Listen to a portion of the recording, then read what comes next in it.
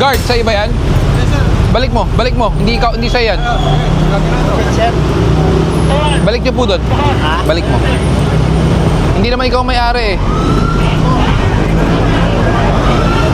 Sa'yo yan? Saglit lang, boss. Peran po muna ng lisensya. Kayo po ang kapitan saan? Dating barangay captain ako sa katabing barangay. Chairman po kayo dati. Oo. Nakikihilang ako talagang iniinay, di naaabot eh. Sana pinark na lang na maayos, sir. Kaya yung kumakasir, naharang lang ng tow truck. Di ba naman? Illegal. Sa loob po ko, sir. Tanaw mo, sir. Sa loob po, sir. Boss, hindi loob yan. Bangketa po yan. Sir, Ayun, bumili ka na ako, sir. Kapi, sir. Saglit lang, sir. sir, teka lang. Ako lang muna magpapaliwanag, ha? Ilang taon na po kayo may lisensya? Since 2024, last renewal nyo. Tama po ba? Nag-exam po kayo? Ayun po, sir. Saan po kayo nag-exam? Sa LTO. Isang branch po ng LTO. Kuya, ang helmet sinusuot. Pero, ang mas problema mo yung bata. Kasi ang motor dapat dalawa lang, hindi tatlo. Kayo yung kagawad, kayo pang gumagawa ng mali. Paano kayo susundin ng mga tao niyan? Mga pasaway na motorista versus MMDA, Head of Special Operations Group na si Mr. Gabriel Go. Dahil umano mga idolo, napakarami na namang nasita ni Sir Gab na mga pasaway na motorista sa kalsada sa isinigawa niyang clearing operations. At ilan dito, imismong opisyal pa ng barangay na sila dapat ang unang sumusunod sa batas trapiko. Pero isa pa sila sa mga nahuhuli o nasisita ni Sir Gab. Kaya tara, sabay-sabay nating panoorin ang may init na eksena ukol dito. Pero bago yun, huwag nyo kalimutan mag-subscribe. Alright.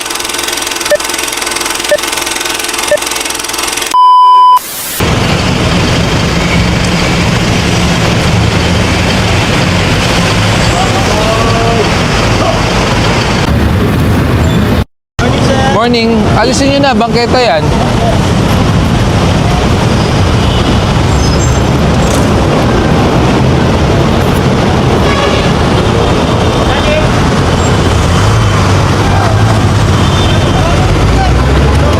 May dalawa pang motor dito. Guard! Guard! Guard, sa'yo ba yan? Balik mo, balik mo. Hindi ikaw, hindi sa'yo yan. Balik niyo po doon. Balik mo. Hindi naman ikaw may-ari eh. Sa'yo yan? Saglit lang, boss. Peran po muna ng lisensya.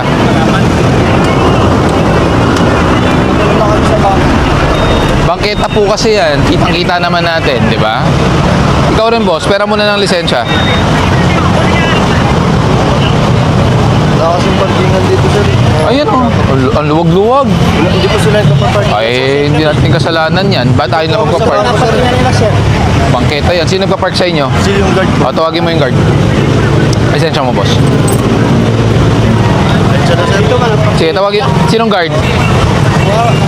Sinong guard dyan? Tawagin mo. Sige. Guard!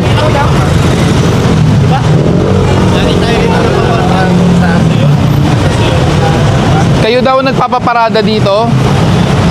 Sir? Kayo daw nagpapaparada dito? Sir, yung mga customer kasi, sir, sila lang po yung nag-aaral. Pero hindi ba kayo ang guard? Responsibility nyo yan? Sila naman po namin. Saan po kayo gwardiya? Diyan. So, hindi po... Kahit na po, kayo ang gwardiya, di ba? Ang sumbong po, kayo po ang nagpapaparada. Hindi nyo binibigyan ng parking ang mga customer. Sinasabihan naman namin sila, sir. O, ayan, turo-turuan tayo ngayon. Pero alam nyo bangketa to? Yes, sir. O, bakit nyo hinahayaan? Nasa harapan nyo na. Sana sinisita nyo. Yes, sir. Di ba? Sige, alisin nyo na. Alisin nyo. Sir, morning po. Morning. Nag-CR lang ako kapag ang bilis ng pangyayari. Ay, hindi po mabilis, sir. Sidewalk po talaga yan. Opo, pero nag-umihi lang ako. Pero dumating kami, wala naman driver, sir. Eh, nandun ako sa CR, ayaw nandun sa May proper parking naman po, di ba? Yes, boss. Kaso, naiihi na ako eh. Eh, sana inatras natin. Eh, boss, may dumadaan daw dito eh. Nasasakyan ko sa Kung yan may dumadaan dito, sidewalk naman. So, we're not going to be the one to adjust. Kung ano po ang sidewalk, yun po ang sidewalk. naman po ako. Ticket lang po, hindi naman namin ito. Kayo po ang kapitan saan? Dating barangay captain ako sa katabing barangay. Chairman po kayo dati. Oo. Nakikihilang ako. Talagang iniinay. Di naaabot eh. Sana pinark na lang na maayos, sir. Wala daw parking eh. Dadaan daw yung mga ano. Ang laki-laki. Nasa harapan ng kotse Oo mo. nga. Hindi mo nga na iingihin namin. Di ba makaiisa pa din. Saka nakakapagtaka, rampa. Pinayagan nila pumarada. Entry point. Sabi ko lang iyo. Kasi dito rin nagtatrabaho yung asawa ko. Iingihin na ako. Negligence po ng guardian. Iano nyo sa management. Kung sinasabi nyo pong they let you park here, sila na lang mag-settle kasi sila naman po ang may kasalanan. Kaso matitikitan ako. Opo, may ticket po talaga yan. Kasi wala naman driver na dumating. I mean, wala kayo nung dumating kami. If you were there, Boss, may ihilang ako. sir, Wala kahit, bang 1 minute or 2 sir, minutes? kahit na call of nature, dapat bago natin pinark natin na maayos. Oo, naiintindihan ko naman, boss. Kasi alam ko naman ginagawa niyo lang yung trabaho. Sa akin lang baka pwede kasi umihilang talaga ako. Okay sana sir if other situations pero kasi parang basic na lang po yan na sidewalk. Dapat hindi hinaharangan. Yun na nga. Saka tinan nyo, nakalausni pa kayo sa labas. Hindi na ako. Hindi ko mapigil. Opo, pasensya na sir ha.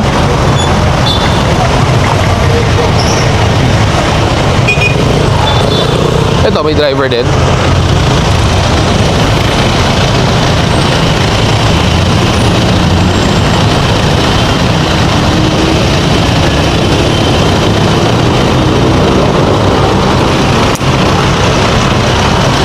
Pag natikitan, paalisin nyo na.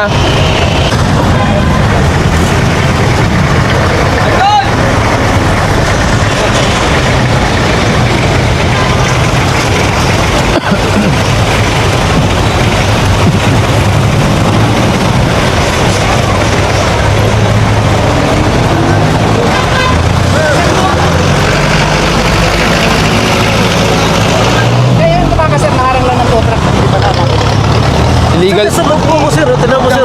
Sa loob po, sir. Boss, hindi loob yan. Bangketa po yan. Sir, Ayan, bumili ka na, sir. Kape, sir. Saglit lang, sir. sir, teka lang. Ako lang muna magpapaliwanag, ha? Ilang taon na po kayo may lisensya? Since 2024, last renewal nyo. Tama po ba? Nag-exam po kayo? Ayun po. Saan po kayo nag-exam? Sa LTO. Saan branch po ng LTO? Sa Isabi nyo. Ngayon, sir, ano pong tawag dito sa portion na ito po?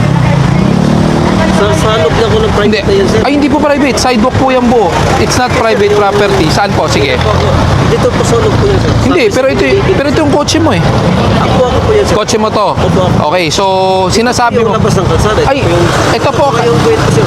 Ang tawag po niyan, sir, is gutter.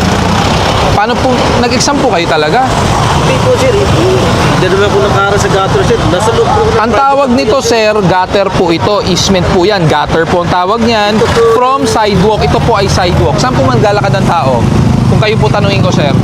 Hindi na po siya sagop, sir, ng public, sir, road, sir, Are you sure? Are you sure?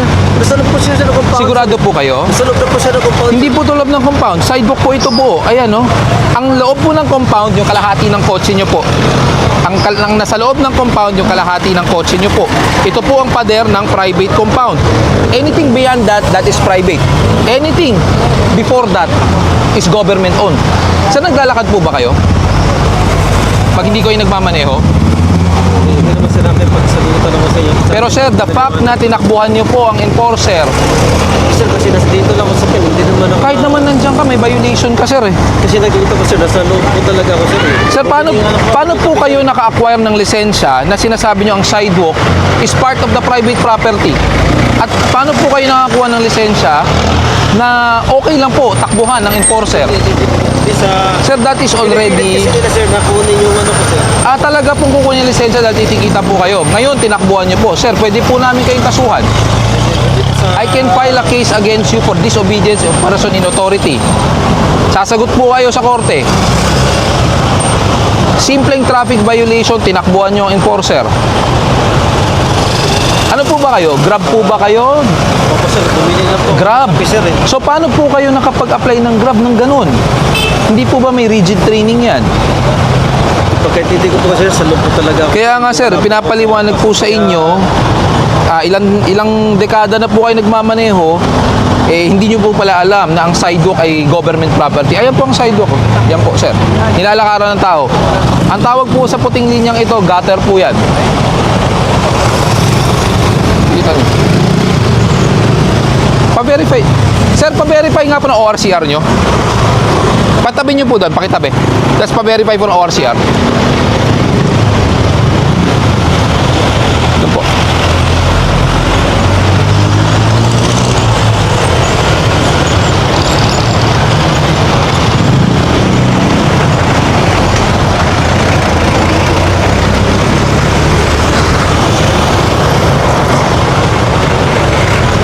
Sir, pasensya na po sir. Kahit hindi ko sasalot po talaga ako sir. Maling-mali po yun, sir. Kahit ano po, kahit bata, alam po kung asan ang sidewalk, sir, ha?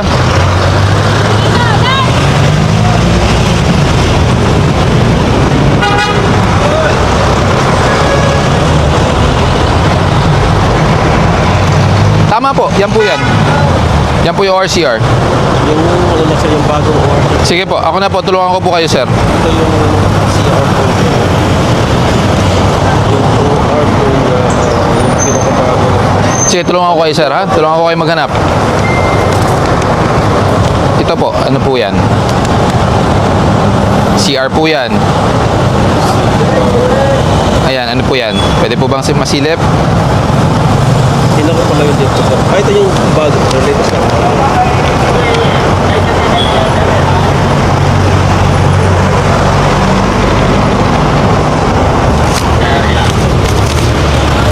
Bon. Registered pa. Boss, good morning. Morning. Ayos ang ginagawa natin, sir. Mga pasawa yan. Tama lang mo yan. Salamat po. Sa susunod, sir, wag po kayong tatakbo. Simpleng traffic violation lang po yan. Pasensya na po sir. Kahit hindi ko talaga salot po ako ng Hindi po, sir. Alam ko pong alam nyo po na sidewalk po yan. po sir sa kwan sir. O, sir, ngayon alam nyo na po, sidewalk po yan. Nilalakaran ng tao. Kasi pagkakalang ko po sir. Kasi nagpaalam pa ako. Bumili pa ako ng kape sir. Nagpaalam pa ako sa guard doon. Napili lang ako ng kape. Pinaparada po po ako. So, guard na nagpapaparada doon. Sir, O, kahit hindi ko po gagano. yan po ang ticket nyo, sir. Hindi namin kinukumpiska ang lisensya. Gcash lang yan, sir. O kaya po. Gcash, Land Bank, nasa inyo po yan, sir. Huwag nyo pong tatakbuhan ng enforcer sa susunod, sir. Dahil pwede po kayo kasuhan. Sir, salamat. Sige po. Yan.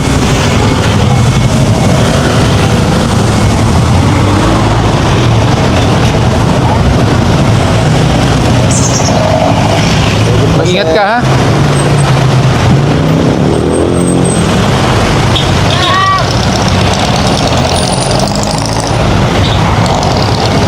Kuya, ang helmet sinusuot. Pero, ang mas problema mo yung bata. Kasi ang motor dapat dalawa lang, hindi tatlo. Tapos wala pang helmet. Pwede ba mahiram lisensya mo? Papasok ba yan? Kapatid mo? Tatay mo? Stepfather. Tapos nakatsinelas ka pa.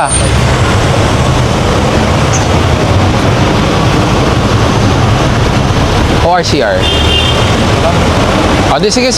Mahirapan pa kayo.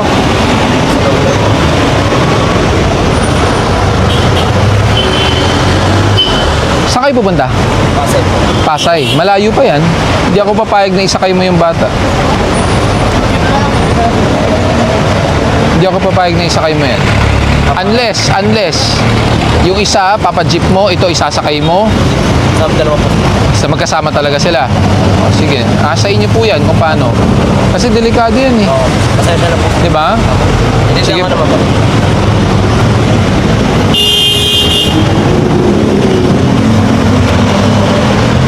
Alam mo magkano ang violation ng walang helmet? Yung bata? 1.5.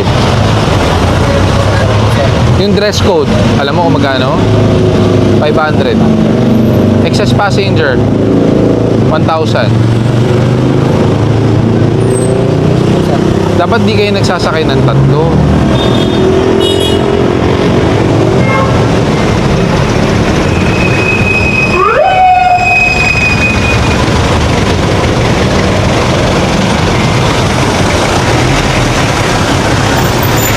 Itong jeep ba? Eh, sana pinaran nyo. Laran po. Pakikunan nyo nga ng jeep to. Paraan nyo ng jeep.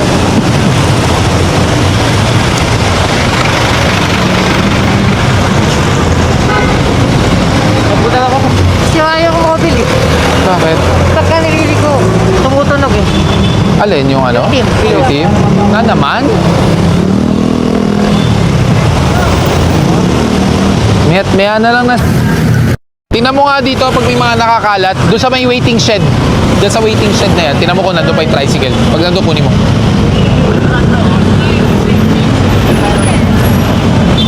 Ito, fire hydrant to.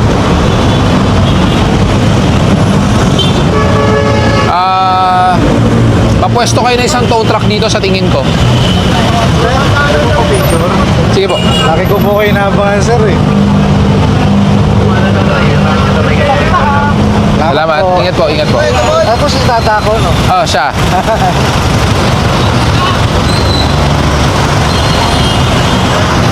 Oy, tow truck, yung iba umabante nga kayo, nakaharang kayo sa intersection.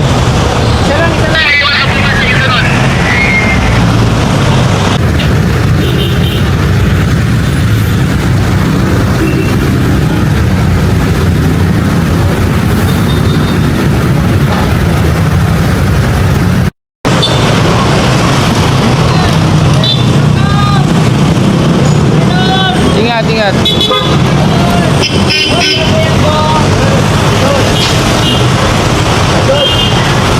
Ang yaka.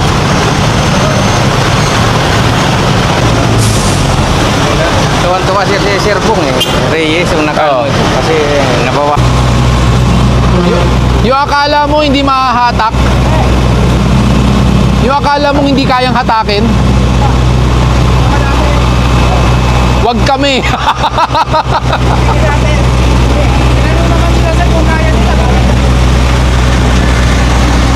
Ano, sa hagdanan. Kagawad. Opo. Oh, kagawad. Bakit tayo pa ang lumalabag? Pinark nyo sa hagdanan. Paano gagamitin ang hagdanan? Naray kayo na dati. Opo. Dahil dyan din nakapark. Hindi po, doon po sa island. Oh, bakit ganun? Center Island. Tapos ngayon naman, hinarang sa Dito po. hagdanan. Emergency lang. Naku, hindi po emergency yan. Lagi kayo dyan nakapark talaga. Lagi po yan. Kayo yung kagawad, kayo pang gumagawa ng mali. Paano kayo susundin ng mga tao niyan? Kagawad.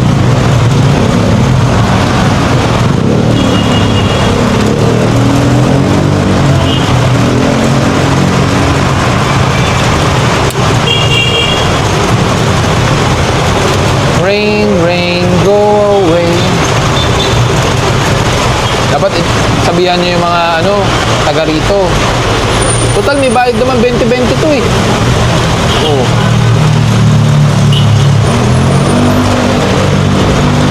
Dapat pinagsasabihan nyo kahit may bayad. Magkano na motor ngayon? 20? Pag kotse, 50. Tapos pag monthly, pero may monthly na rin kayo, di ba?